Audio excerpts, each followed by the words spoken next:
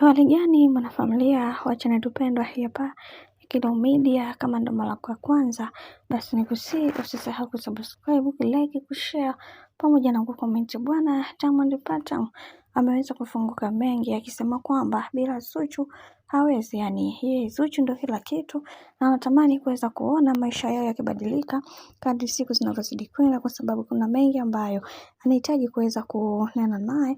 Na kama ilivyo awali, kuna mambo mengi ambayo yameweza kutokea na wengi wao wamekuwa wakizungumza sana juu ya hiki ambacho kinachoendelea sasa, na kisha tumeweza kuona baadhi ya watu wengi wameweza kufunguka vingi na kusema kwamba kiukweli kuna cha kujifunza katika hii dunia. Tazama Diamond Platnumz kwa wanawake wote ambao aliweza kurukaruka nao, lakini kwa ndugu yetu bibi Zuchu ameshinda kabisa kuweza kumove on. Ila kwa hiki kinachoendelea sasa, wacha tuone mwisho wa haya yote itakuwaje, maana kila mtu anaamini kwenye kile ambacho anachokiamini. Hivyo kwenye hiki kinachoendelea, Mungu atapambana kuweza kuhakikisha kila kitu kinakuwa katika misingi na mikakati iliyo bora, maana kuna mengi ambayo Diamond Platnumz ameweza kuyanena na kusema kwamba hataweza kuruhusu kwamba bibi Zuchu aweze kumwacha hivi hivi, kwa sababu ana mengi ambayo anatamani kuweza kuyazungumza, na ameweza kuzungumza